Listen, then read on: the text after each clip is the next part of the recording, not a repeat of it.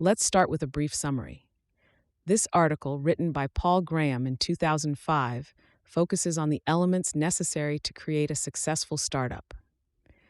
Graham states that a successful startup begins with good people, producing something that customers really want, and spending as little money as possible. The article argues that a startup that successfully implements these three elements will likely be successful. It also contends that starting a startup is actually less scary than many people think, and more people could take this risk. This piece serves as a guide for anyone considering stepping into the startup world. Before we dive in, I want to share a quick note about how this podcast is created. As you've probably noticed, this podcast isn't voiced by a human, but by artificial intelligence.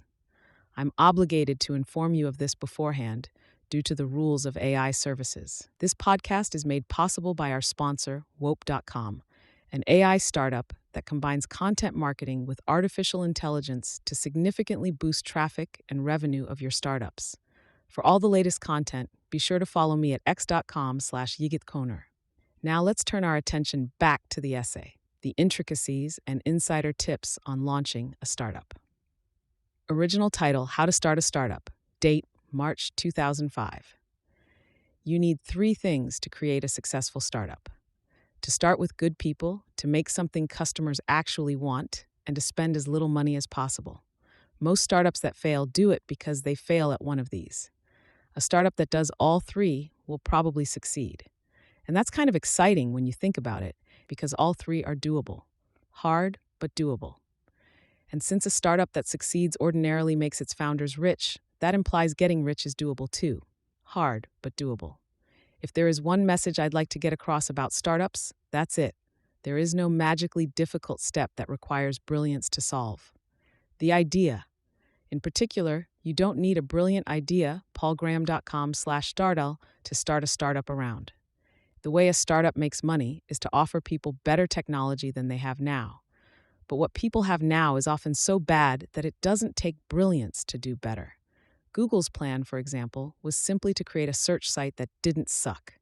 They had three new ideas: index more of the web, use links to rank search results, and have clean, simple web pages with unintrusive, keyword-based ads.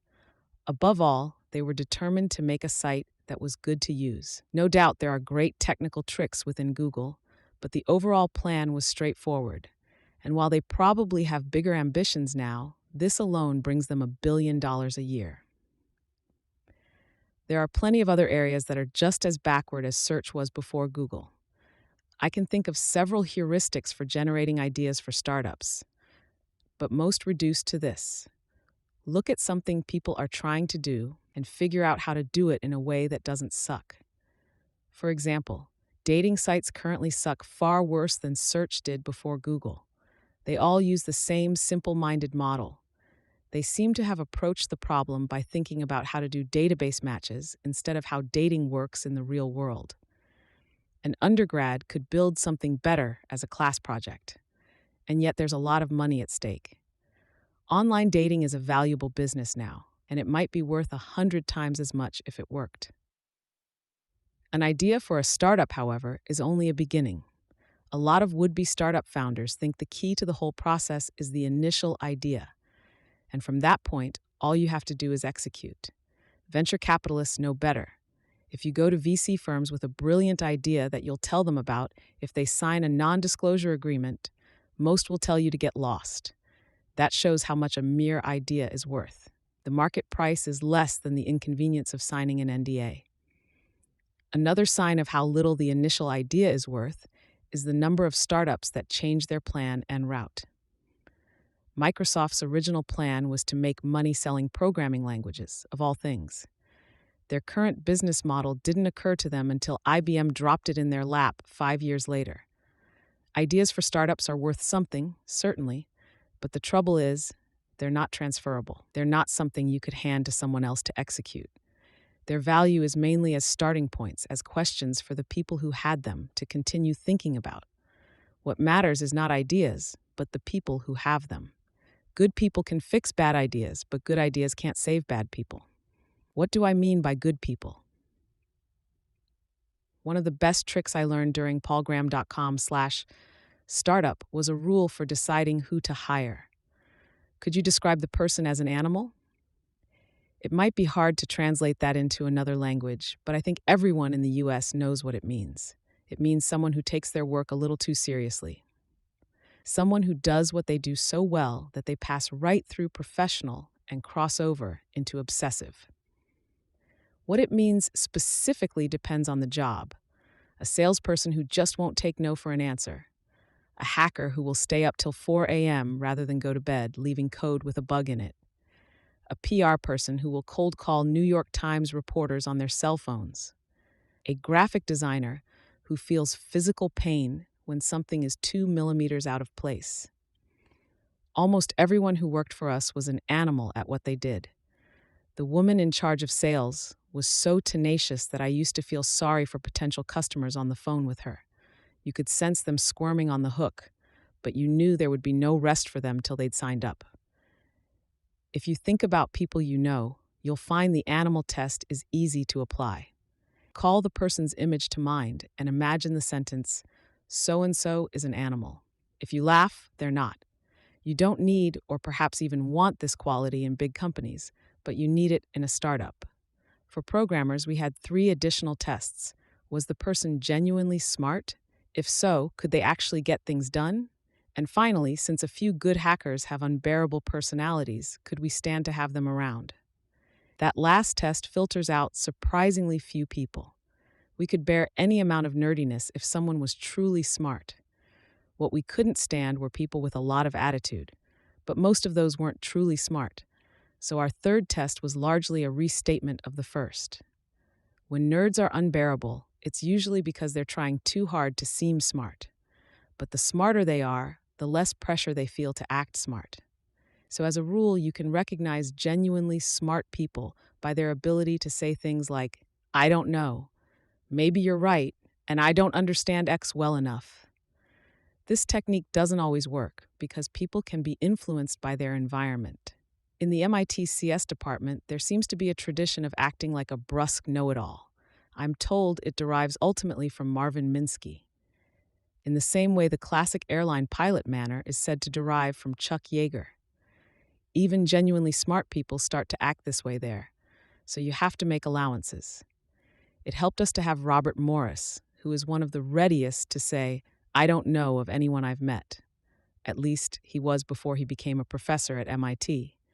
No one dared put on attitude around Robert because he was obviously smarter than they were and yet had zero attitude himself.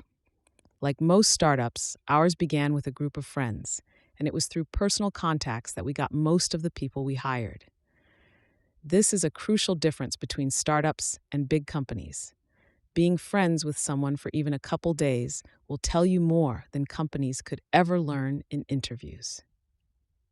It's no coincidence that startups start around universities, because that's where smart people meet. It's not what people learn in classes at MIT and Stanford that has made technology companies spring up around them. They could sing campfire songs in the classes so long as admissions worked the same. If you start a startup, there's a good chance it will be with people you know from college or grad school. So in theory, you ought to try to make friends with as many smart people as you can in school, right? Well, no. Don't make a conscious effort to schmooze. That doesn't work well with hackers. What you should do in college is work on your own projects. Hackers should do this even if they don't plan to start startups because it's the only real way to learn how to program. In some cases, you may collaborate with other students, and this is the best way to get to know good hackers. The project may even grow into a startup. But once again, I wouldn't aim too directly at either target. Don't force things. Just work on stuff you like with people you like. Ideally, you want between 2 and 4 founders. It would be hard to start with just one. One person would find the moral weight of starting a company hard to bear. Even Bill Gates, who seems to be able to bear a good deal of moral weight, had to have a co-founder. But you don't want so many founders that the company starts to look like a group photo. Partly because you don't need a lot of people at first, but mainly because the more founders you have, the worse disagreements you'll have. When there are just 2 or 3 founders, You know you have to resolve disputes immediately or perish. If there are 7 or 8, disagreements can linger and harden into factions. You don't want mere voting. You need unanimity. In a technology startup, which most startups are, the founders should include technical people. During the internet bubble, there were a number of startups founded by business people who then went looking for hackers to create their product for them. This doesn't work well. Business people are bad at deciding what to do with technology because they don't know what the options are or which kinds of problems are hard and which are easy. And when business people try to hire hackers, they can't tell which ones are good. www.com/gh.tml. Even other hackers have a hard time doing that. For business people, it's roulette. Do the founders of a startup have to include business people? That depends. We thought so when we started ours, and we asked several people who were said to know about this mysterious thing called business if they would be the president. But they all said no, so I had to do it myself. And what I discovered was that business was no great mystery. It's not something like physics or medicine that requires extensive study. You just try to get people to pay you for stuff. I think the reason I made such a mystery of business was that I was disgusted by the idea of doing it. I wanted to work in the pure, intellectual world of software, not deal with customers' mundane problems. People who don't want to get dragged into some kind of work often develop a protective incompetence at it. Paul Erdos was particularly good at this. By seeming unable even to cut a grapefruit in half, let alone go to the store and buy one, he forced other people to do such things for him, leaving all his time free for math. Erdos was an extreme case, but most husbands use the same trick to some degree. Once I was forced to discard my protective incompetence, I found that business was neither so hard nor so boring as I feared. There are esoteric areas of business that are quite hard, like tax law or the pricing of derivatives, but you don't need to know about those in a startup. All you need to know about business to run a startup are common sense things people knew before there were business schools or even universities.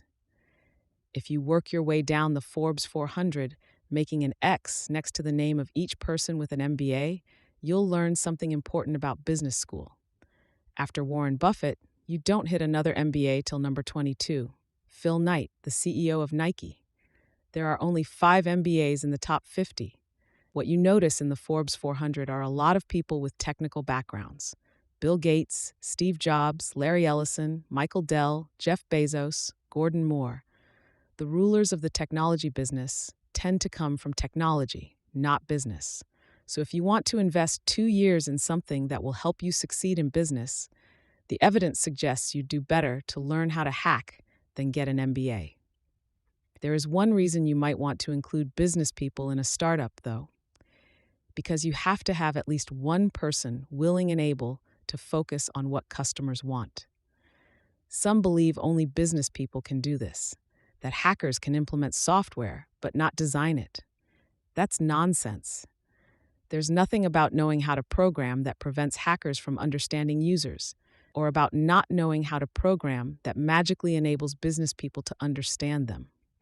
If you can't understand users, however, you should either learn how or find a co-founder who can. That is the single most important issue for technology startups and the rock that sinks more of them than anything else. It's not just startups that have to worry about this. I think most businesses that fail do it because they don't give customers what they want. Look at restaurants. A large percentage fail, about a quarter in the first year. But can you think of one restaurant that had really good food and went out of business? Restaurants with great food seem to prosper no matter what. A restaurant with great food can be expensive, crowded, noisy, dingy, out of the way, and even have bad service, and people will keep coming. It's true that a restaurant with mediocre food can sometimes attract customers through gimmicks, but that approach is very risky. It's more straightforward just to make the food good. It's the same with technology. You hear all kinds of reasons why startups fail, but can you think of one that had a massively popular product and still failed? In nearly every failed startup, the real problem was that customers didn't want the product. For most, The cause of death is listed as ran out of funding, but that's only the immediate cause. Why couldn't they get more funding? Probably because the product was a dog, or never seemed likely to be done, or both. When I was trying to think of the things every startup needed to do, I almost included a fourth: get a version 1 out as soon as you can. But I decided not to, because that's implicit in making something customers want. The only way to make something customers want is to get a prototype in front of them and refine it based on their reactions. The other approach is what I call the Hail Mary strategy. You make elaborate plans for a product, hire a team of engineers to develop it. People who do this tend to use the term engineer for hackers, and then find after a year that you've spent $2 million to develop something no one wants. This was not uncommon during the bubble, especially in companies run by business types who thought of software development as something terrifying that therefore had to be carefully planned. We never even considered that approach. As a Lisp hacker, I come from the tradition of rapid prototyping. I would not claim, at least not here, that this is the right way to write every program, but it's certainly the right way to write software for a startup. In a startup, your initial plans are almost certain to be wrong in some way, and your first priority should be to figure out where. The only way to do that is to try implementing them. Like most startups, we changed our plan on the fly. At first, we expected our customers to be web consultants, but it turned out they didn't like us because our software was easy to use and we hosted the site. It would be too easy for clients to fire them. We also thought we'd be able to sign up a lot of catalog companies because selling online was a natural extension of their existing business. But in 1996, that was a hard sell. The middle managers we talked to at catalog companies saw the web not as an opportunity, but as something that meant more work for them. We did get a few of the more adventurous catalog companies. Among them was Fredericks of Hollywood, which gave us valuable experience dealing with heavy loads on our servers. But most of our users were small, individual merchants who saw the web as an opportunity to build a business. Some had retail stores, but many only existed online. And so we changed direction to focus on these users. Instead of concentrating on the features web consultants and catalog companies would want, we worked to make the software easy to use. I learned something valuable from that. It's worth trying very, very hard to make technology easy to use. Hackers are so used to computers that they have no idea how horrifying software seems to normal people. Stephen Hawking's editor told him that every equation he included in his book would cut sales in half. When you work on making technology easier to use, you're riding that curve up instead of down. A 10% improvement in ease of use doesn't just increase your sales 10%. It's more likely to double your sales. How do you figure out what customers want? Watch them. One of the best places to do this was at trade shows. Trade shows didn't pay as a way of getting new customers, but they were worth it as market research. We didn't just give canned presentations at trade shows.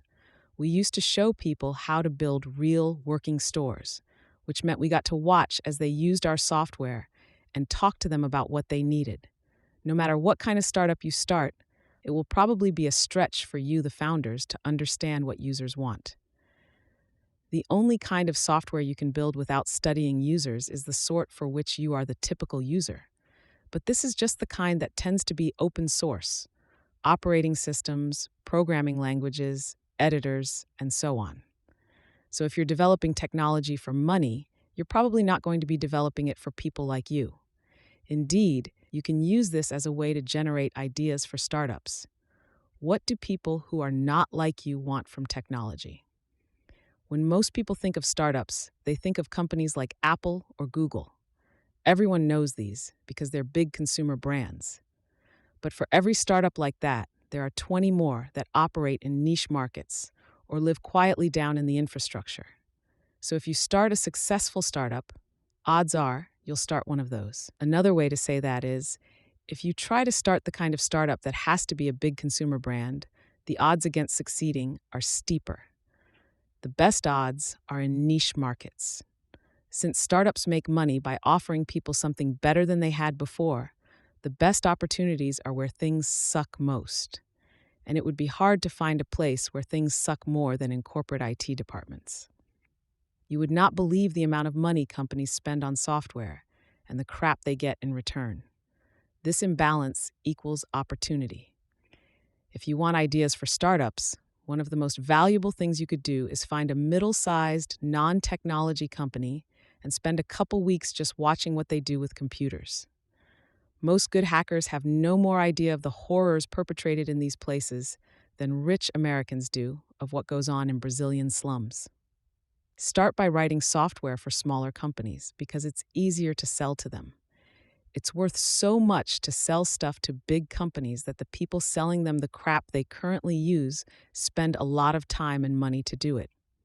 And while you can out-hack Oracle with one frontal lobe tied behind your back, you can't outsell an Oracle salesman. So if you want to win through better technology, aim at smaller customers. They're the more strategically valuable part of the market anyway. In technology, the low end always eats the high end. It's easier to make an inexpensive product more powerful than to make a powerful product cheaper. So the products that start as cheap, simple options tend to gradually grow more powerful till, like water rising in a room, they squash the high-end products against the ceiling. Sun did this to mainframes, and Intel is doing it to Sun. Microsoft Word did it to desktop publishing software like Interleaf and FrameMaker. Mass-market digital cameras are doing it to the expensive models made for professionals. Avid did it to the manufacturers of specialized video editing systems, and now Apple is doing it to Avid. Henry Ford did it to the car makers that preceded him. If you build the simple, inexpensive option, you'll not only find it easier to sell at first, but you'll also be in the best position to conquer the rest of the market. It's very dangerous to let anyone fly under you. If you have the cheapest, easiest product, you'll own the low end. And if you don't, you're in the crosshairs of whoever does. Raising money. To make all this happen, you're going to need money. Some startups have been self-funding, Microsoft, for example, but most aren't. I think it's wise to take money from investors. To be self-funding, you have to start as a consulting company, and it's hard to switch from that to a product company. Financially, a startup is like a pass-fail course. The way to get rich from a startup is to maximize the company's chances of succeeding, not to maximize the amount of stock you retain. So if you can trade stock for something that improves your odds, it's probably a smart move. To most hackers, getting investors seems like a terrifying and mysterious process. Actually, it's merely tedious. I'll try to give an outline of how it works. The first thing you'll need is a few tens of thousands of dollars to pay your expenses while you develop a prototype. This is called seed capital. Because so little money is involved, raising seed capital is comparatively easy, at least in the sense of getting a quick yes or no. Usually, you get seed money from individual rich people called angels. Often, they're people who themselves got rich from technology. At the seed stage, investors don't expect you to have an elaborate business plan. Most know that they're supposed to decide quickly. It's not unusual to get a check within a week based on a half-page agreement. We started ViaWeb with $10,000 of seed money from our friend Julian, but he gave us a lot more than money. He's a former CEO and also a corporate lawyer, so he gave us a lot of valuable advice about business and also did all the legal work of getting us set up as a company. Plus, he introduced us to one of the 2 angel investors who supplied our next round of funding. Some angels, especially those with technology backgrounds, may be satisfied with a demo and a verbal description of what you plan to do. But many will want a copy of your business plan, if only to remind themselves what they invested in. Our angels asked for one, and looking back, I'm amazed how much worry it caused me. Business plan has that word business in it, so I figured it had to be something I'd have to read a book about business plans to write. Well, it doesn't. At this stage, all most investors expect is a brief description of what you plan to do and how you're going to make money from it, and the resumes of the founders. If you just sit down and write out what you've been saying to one another, that should be fine. It shouldn't take more than a couple hours, and you'll probably find that writing it all down gives you more ideas about what to do. For the angel to have someone to make the check out to, You're going to have some kind of company. Merely incorporating yourselves isn't hard. The problem is, for the company to exist, you have to decide who the founders are and how much stock they each have. If there are two founders with the same qualifications who are both equally committed to the business, that's easy. But if you have a number of people who are expected to contribute in varying degrees, arranging the proportions of stock can be hard. And once you've done it, it tends to be set in stone. I have no tricks for dealing with this problem. All I can say is, try hard to do it right. I do have a rule of thumb for recognizing when you have, though. When everyone feels they're getting a slightly bad deal, that they're doing more than they should for the amount of stock they have, the stock is optimally apportioned. There is more to setting up a company than incorporating it, of course. Insurance, business license, unemployment compensation, various things with the IRS. I'm not even sure what the list is, because we skipped all that. When we got real funding near the end of 1996, we hired a great CFO who fixed everything retroactively. It turns out that no one comes and arrests you if you don't do everything you're supposed to when starting a company. And a good thing too, or a lot of startups would never get started. It can be dangerous to delay turning yourself into a company because one or more of the founders might decide to split off and start another company doing the same thing. This does happen. So when you set up the company, as well as apportioning the stock, you should get all the founders to sign something agreeing that everyone's ideas belong to this company and that this company is going to be everyone's only job. If this were a movie, ominous music would begin here. While you're at it, you should ask what else they've signed. One of the worst things that can happen to a startup is to run into intellectual property problems. We did, and it came closer to killing us than any competitor ever did. As we were in the middle of getting bought, we discovered that one of our people had, early on, been bound by an agreement that said all his ideas belonged to the giant company that was paying for him to go to grad school. In theory, that could have meant someone else owned big chunks of our software. So the acquisition came to a screeching halt while we tried to sort this out.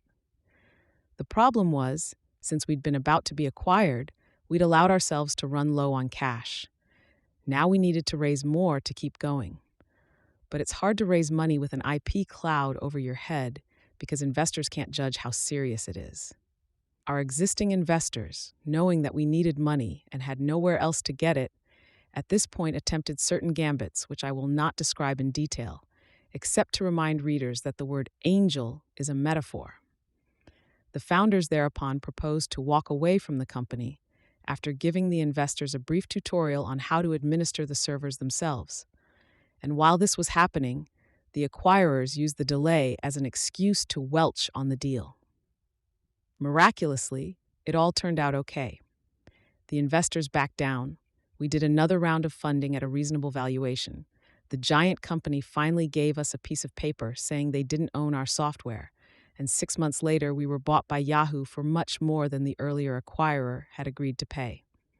So we were happy in the end, though the experience probably took several years off my life. Don't do what we did. Before you consummate a startup, ask everyone about their previous IP history. Once you've got a company set up, it may seem presumptuous to go knocking on the doors of rich people and asking them to invest tens of thousands of dollars in something that is really just a bunch of guys with some ideas. But when you look at it from the rich people's point of view, the picture is more encouraging. Most rich people are looking for good investments. If you really think you have a chance of succeeding, you're doing them a favor by letting them invest. Mixed with any annoyance they might feel about being approached will be the thought, are these guys the next Google? Usually angels are financially equivalent to founders. They get the same kind of stock and get diluted the same amount in future rounds. How much stock should they get? That depends on how ambitious you feel. When you offer X% of your company for Y dollars, you're implicitly claiming a certain value for the whole company. Venture investments are usually described in terms of that number. If you give an investor new shares equal to 5% of those already outstanding in return for $100,000, then you've done the deal at a pre-money valuation of $2 million. How do you decide what the value of the company should be? There is no rational way. At this stage, the company is just a bet. I didn't realize that when we were raising money. Julian thought we ought to value the company at several $1,000,000.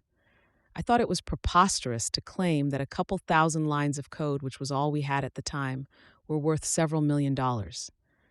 Eventually, we settled on $1 million because Julian said no one would invest in a company with a valuation any lower. What I didn't grasp at the time was that the valuation wasn't just the value of the code we'd written so far. It was also the value of our ideas, which turned out to be right, and of all the future work we do, which turned out to be a lot. The next round of funding is the one in which you might deal with actual venture capital firms to www.paulgraham.com/venturecapital.html. But don't wait till you've burned through your last round of funding to start approaching them. VCs are slow to make up their minds. They can take months. You don't want to be running out of money while you're trying to negotiate with them. Getting money from an actual VC firm is a bigger deal than getting money from angels. The amounts of money involved are larger, millions usually. So the deals take longer, dilute you more, and impose more onerous conditions. Sometimes the VCs want to install a new CEO of their own choosing. Usually the claim is that you need someone mature and experienced with a business background. Maybe in some cases this is true. And yet Bill Gates was young and inexperienced and had no business background, and he seems to have done okay. Steve Jobs got booted out of his own company by someone mature and experienced with a business background who then proceeded to ruin the company. So I think people who are mature and experienced with a business background may be overrated. We used to call these guys newscasters because they had neat hair and spoke in deep, confident voices and generally didn't know much more than they read on the teleprompter. We talked to a number of VCs, but eventually we ended up financing our startup entirely with angel money. The main reason was that we feared a brand name VC firm would stick us with a newscaster as part of the deal. That might have been okay if he was content to limit himself to talking to the press, but what if he wanted to have a say in running the company? That would have led to disaster because our software was so complex. We were a company whose whole MO was to win through better technology. The strategic decisions were mostly decisions about technology, and we didn't need any help with those. This was also one reason we didn't go public. Back in 1998, our CFO tried to talk me into it. In those days, you could go public as a dog food portal, so as a company with a real product and real revenues, we might have done well, but I feared it would have meant taking on a newscaster, someone who, as they say, can talk Wall Street's language. I'm happy to see Google is bucking that trend. They didn't talk Wall Street's language when they did their IPO, and Wall Street didn't buy. And now Wall Street is collectively kicking itself. They'll pay attention next time. Wall Street learns new languages fast when money is involved.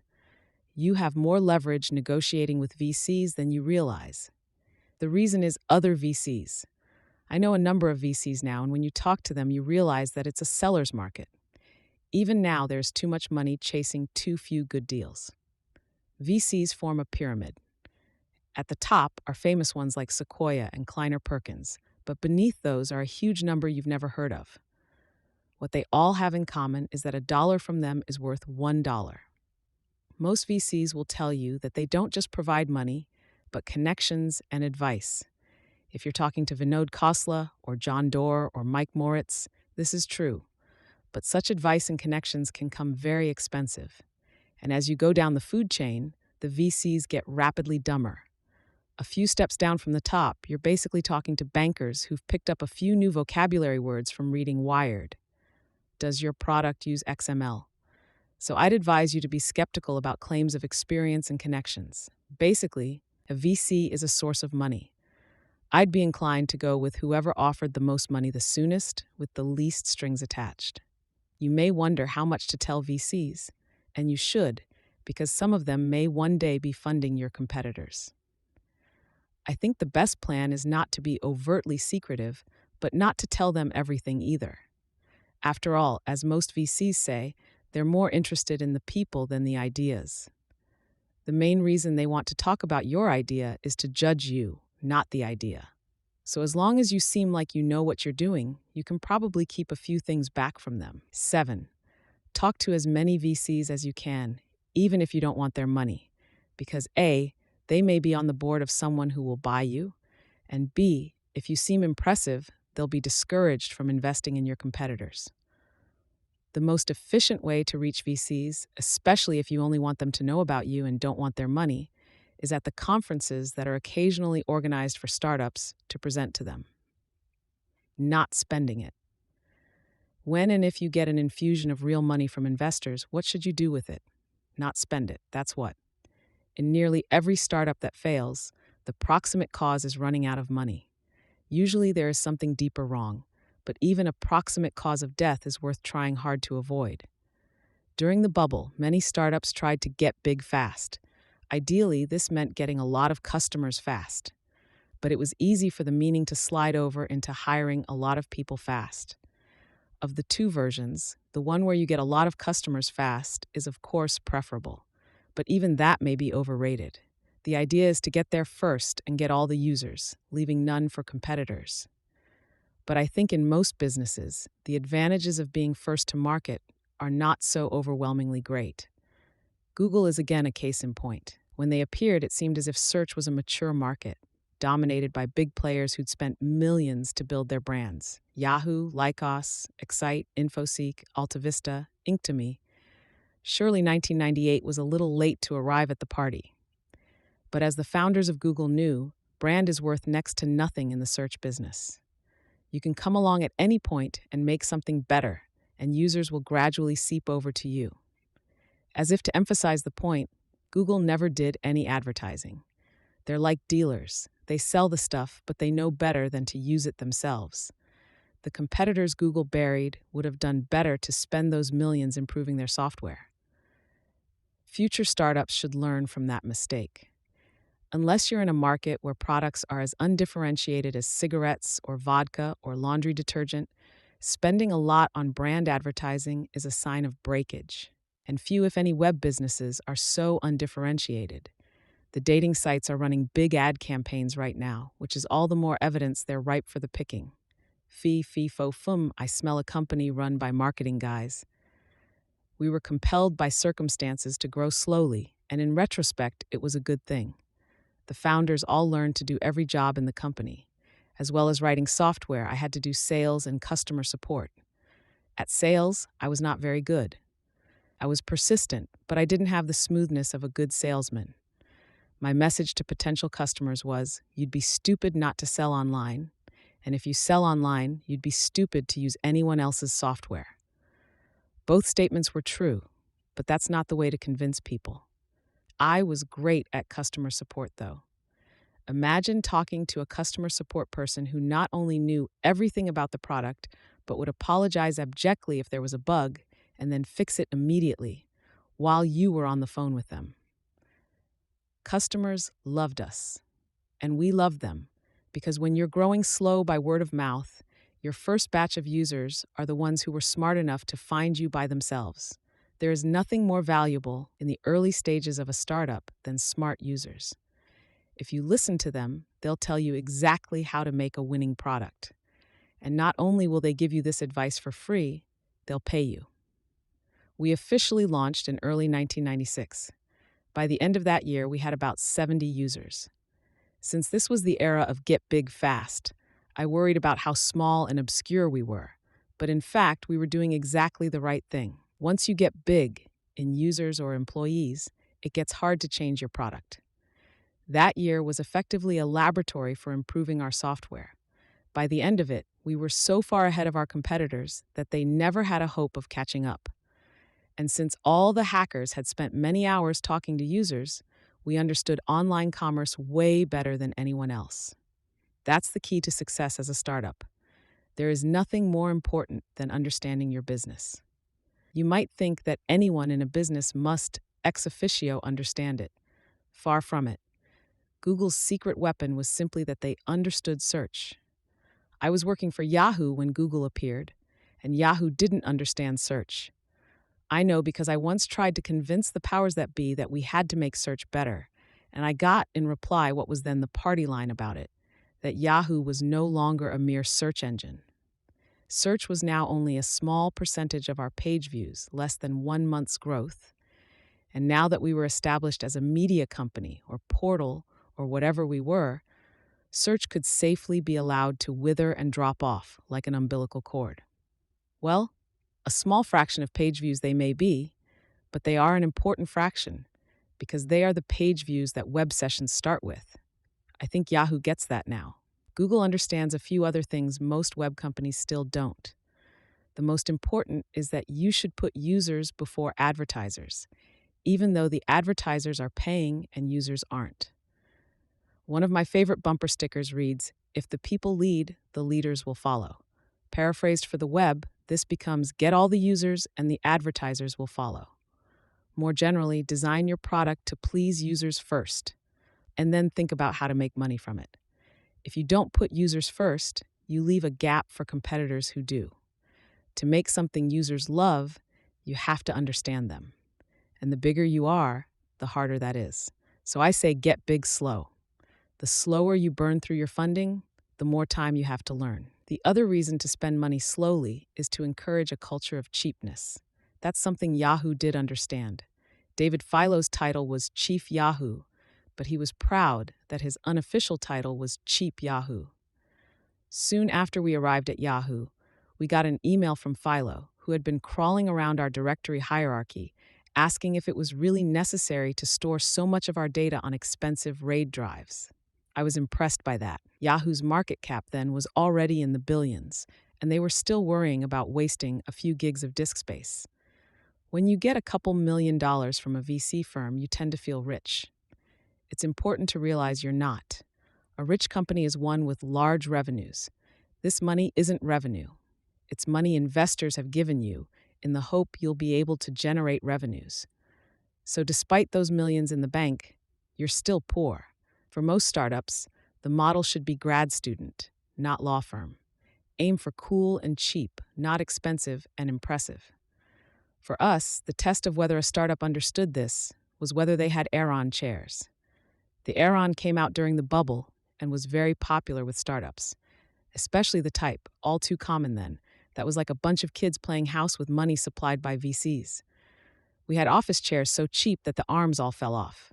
This was slightly embarrassing at the time, but in retrospect, the grad studenty atmosphere of our office was another of those things we did right without knowing it.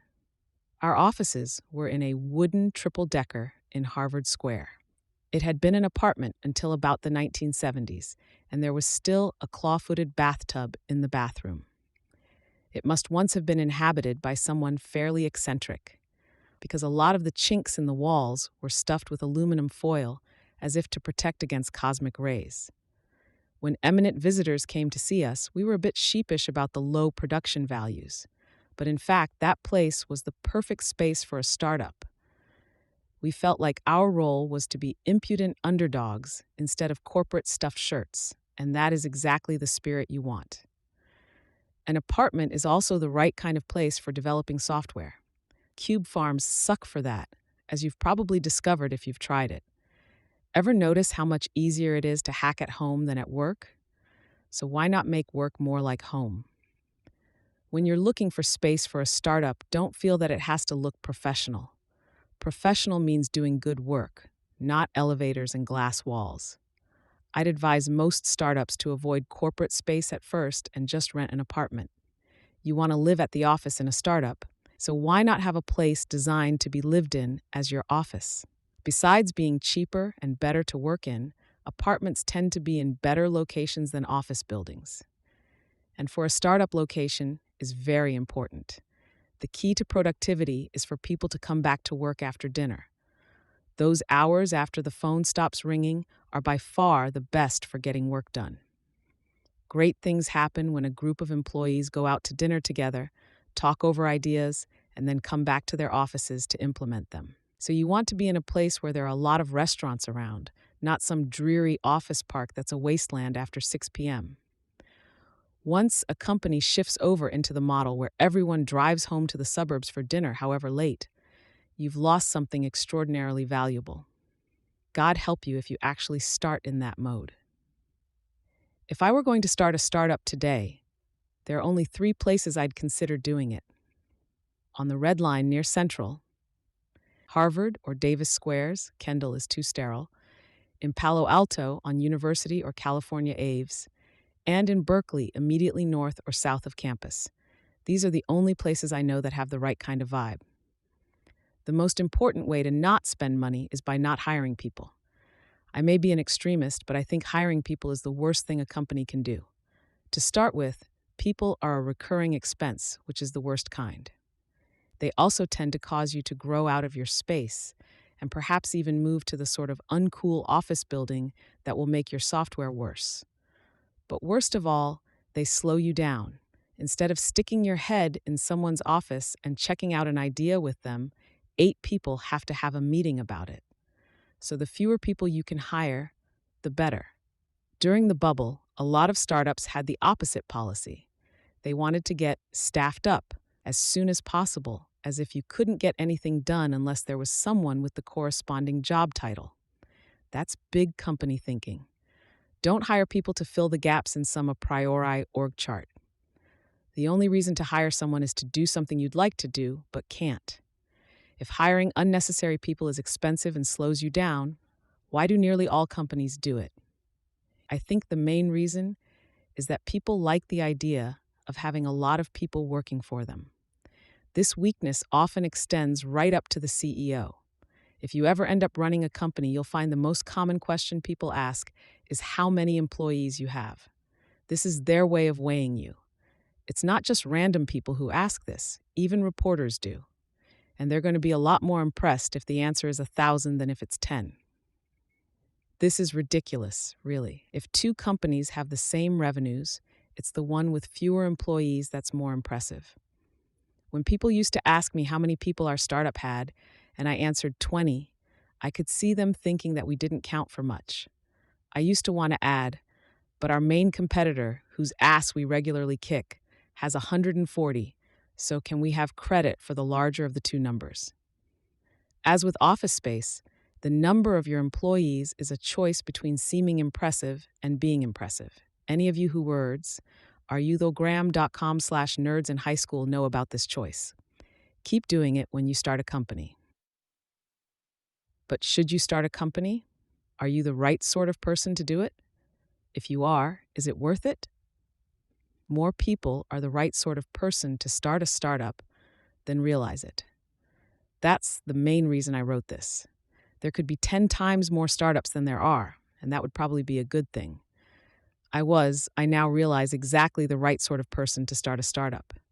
But the idea terrified me at first. I was forced into it because I was a listwpaulgraham.com/icad hacker. The company I'd been consulting for seemed to be running into trouble, and there were not a lot of other companies using Lisp.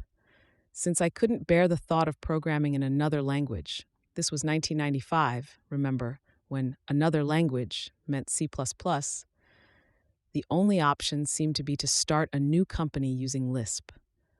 I realize this sounds far-fetched, but if you're a Lisp hacker, you'll know what I mean. And if the idea of starting a startup frightened me so much that I only did it out of necessity, there must be a lot of people who would be good at it, but who are too intimidated to try. So who should start a startup?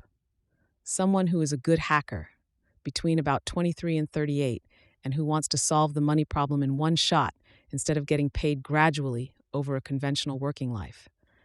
I can't say precisely what a good hacker is. At a first-rate university, this might include the top half of computer science majors. Though, of course, you don't have to be a CS major to be a hacker.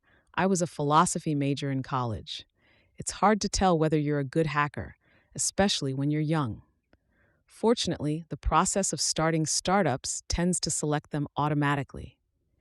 What drives people to start startups is, or should be, looking at existing technology and thinking, don't these guys realize they should be doing X, Y, and Z? And that's also a sign that one is a good hacker. I put the lower bound at 23.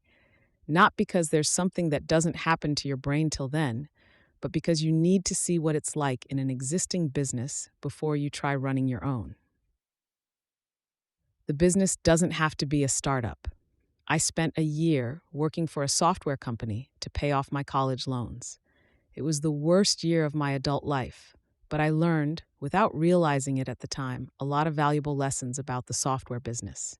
In this case, they were mostly negative lessons. Don't have a lot of meetings, don't have chunks of code that multiple people own, don't have a sales guy running the company, don't make a high-end product, don't let your code get too big, don't leave finding bugs to QA people, don't go too long between releases, don't isolate developers from users, don't move from Cambridge to Route 128, and so on. But negative lessons are just as valuable as positive ones. Perhaps even more valuable. It's hard to repeat a brilliant performance, but it's straightforward to avoid errors. The other reason it's hard to start a company before 23 is that people won't take you seriously. VCs won't trust you and will try to reduce you to a mascot as a condition of funding. Customers will worry you're going to flake out and leave them stranded. Even you yourself, unless you're very unusual, will feel your age to some degree. You'll find it awkward to be the boss of someone much older than you, and if you're 21, hiring only people younger rather limits your options. Some people could probably start a company at 18 if they wanted to. Bill Gates was 19 when he and Paul Allen started Microsoft. Paul Allen was 22, though, and that probably made a difference. So if you're thinking, I don't care what he says, I'm going to start a company now, you may be the sort of person who could get away with it. The other cutoff, 38, has a lot more play in it. One reason I put it there is that I don't think many people have the physical stamina much past that age. I used to work till 2 or 3 a.m. every night, 7 days a week. I don't know if I could do that now. Also, startups are a big risk financially. If you try something that blows up and leaves you broke at 26, big deal. A lot of 26-year-olds are broke. By 38, you can't take so many risks, especially if you have kids. My final test may be the most restrictive. Do you actually want to start a startup? What it amounts to economically is compressing your working life into the smallest possible space. Instead of working at an ordinary rate for 40 years, you work like hell for 4, and maybe end up with nothing, though in that case it probably won't take 4 years. During this time, you'll do little but work, because when you're not working, your competitors will be. My only leisure activities were running, which I needed to do to keep working anyway, and about 15 minutes of reading a night. I had a girlfriend for a total of 2 months during that 3-year period. Every couple weeks, I would take a few hours off to visit a used bookshop or go to a friend's house for dinner. I went to visit my family twice. Otherwise, I just worked. Working was often fun because the people I worked with were some of my best friends. Sometimes it was even technically interesting, but only about 10% of the time. The best I can say for the other 90% is that some of it is funnier in hindsight than it seemed then, like the time the power went off in Cambridge for about 6 hours, and we made the mistake of trying to start a gasoline-powered generator inside our offices. I won't try that again. I don't think the amount of bullshit you have to deal with in a startup is more than you'd endure in an ordinary working life. It's probably less, in fact. It just seems like a lot because it's compressed into a short period. So mainly what a startup buys you is time. That's the way to think about it if you're trying to decide whether to start one. If you're the sort of person who would like to solve the money problem once and for all, instead of working for a salary for 40 years, then a startup makes sense. For a lot of people, the conflict is between startups and graduate school. Grad students are just the age and just the sort of people to start software startups. You may worry that if you do, you'll blow your chances of an academic career, but it's possible to be part of a startup and stay in grad school, especially at first. 2 of our 3 original hackers were in grad school the whole time, and both got their www.paulgraham.com/tlphdml. There are few sources of energy so powerful as a procrastinating grad student. If you do have to leave grad school, in the worst case, it won't be for too long. If a startup fails, it will probably fail quickly enough that you can return to academic life. And if it succeeds, you may find you no longer have such a burning desire to be an assistant professor. If you want to do it, do it. Starting a startup is not the great mystery it seems from outside. It's not something you have to know about business to do. Build something users love and spend less than you make. How hard is that? Notes: Google's revenues are about $2 billion a year, but half comes from ads on other sites. One advantage startups have over established companies is that there are no discrimination laws about starting businesses. For example, I would be reluctant to start a startup with a woman who had small children or was likely to have them soon. But you're not allowed to ask prospective employees if they plan to have kids soon. Believe it or not, under current U.S. law, you're not even allowed to discriminate on the basis of intelligence. Whereas when you're starting a company, you can discriminate on any basis you want about who you start it with. Learning to hack is a lot cheaper than business school because you can do it mostly on your own. For the price of a Linux box, a copy of K&R, and a few hours of advice from your neighbor's 15-year-old son, you'll be well on your way. Corollary: avoid starting a startup to sell things to the biggest company of all, the government. Yes, there are lots of opportunities to sell them technology, but let someone else start those startups. A friend who started a company in Germany told me they do care about the paperwork there, and that there's more of it, which helps explain why there are not more startups in Germany. At the seed stage, our valuation was in principle $100,000 because Julian got 10% of the company. But this is a very misleading number because the money was the least important of the things Julian gave us. The same goes for companies that seem to want to acquire you. There will be a few that are only pretending to in order to pick your brains, but you can never tell for sure which these are. So the best approach is to seem entirely open, but to fail to mention a few critical technical secrets. I was as bad an employee as this place was a company. I apologize to anyone who had to work with me there. You could probably write a book about how to succeed in business by doing everything in exactly the opposite way from the DMV. Thanks to Trevor Blackwell, Sarah Harlan, Jessica Livingston, and Robert Morris for reading drafts of this essay, and to Steve Melendez and Gregory Price for inviting me to speak.